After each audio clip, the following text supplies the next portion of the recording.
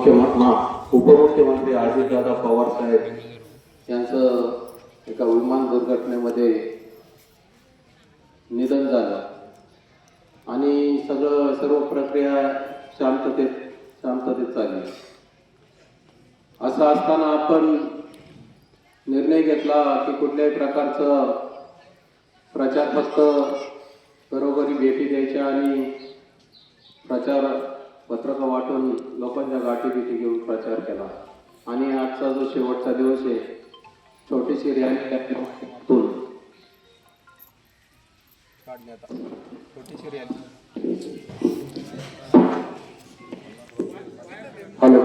छोटीशी रॅली काढण्यात आली.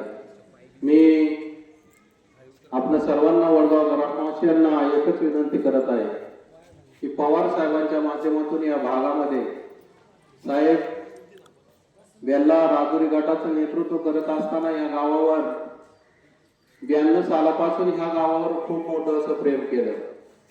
गावामध्ये कुठलंही काम असो, मी आता जाहीर सांगण्यापेक्षा गावातल्या प्रत्येक नागरिकाला शेवटच्या घटकाला माहिती आहे तर पवार साहेबांचं कुठं काम आहे हे मी काही गावामध्ये जाहीर सांगायची काही गरज नाही.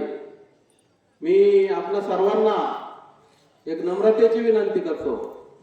साहेबांनी आतापर्यंत कामं केली आणि राहिलेली कामं भविष्यामध्ये वडगावमध्ये एक पण काम ठेवणार नाही एवढी आपल्या सर्वांना खात्री आहे.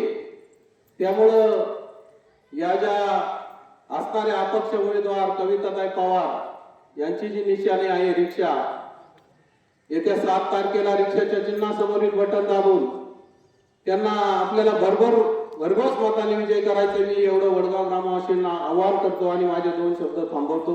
जय हिंद.